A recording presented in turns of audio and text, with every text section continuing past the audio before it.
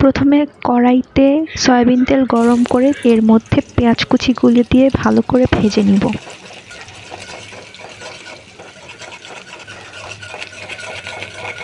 এরপর রসুন বাটা দিয়ে কিছুক্ষণ ভেজে নিব। এরপরে আদা বাটা এবং জিরা বাটা দিয়ে আরও কিছুক্ষণ ভেজে নিব।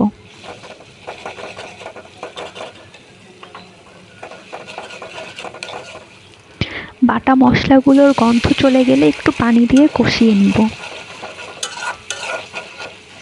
এরপর শুকনো মরিচের গুঁড়া, হলুদের গুঁড়া এবং একটু লবণ দিয়ে আরও কিছুক্ষণ মশলাটাকে কষিয়ে নিব।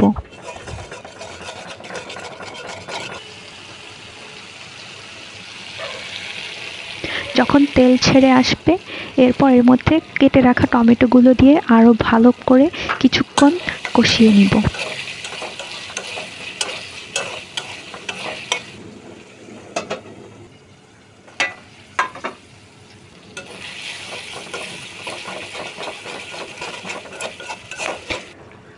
এরপরে কেটে রাখা মাংসগুলো দিয়ে ভালো মতো নেড়ে নিব।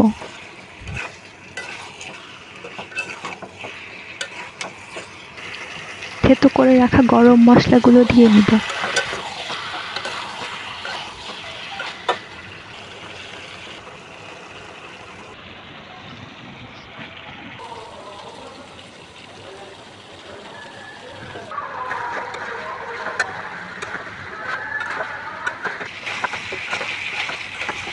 মাংস ভালো মতো কষিয়ে নিয়ে এর মধ্যে পরিমাণ মতো পানি দিয়ে দিব।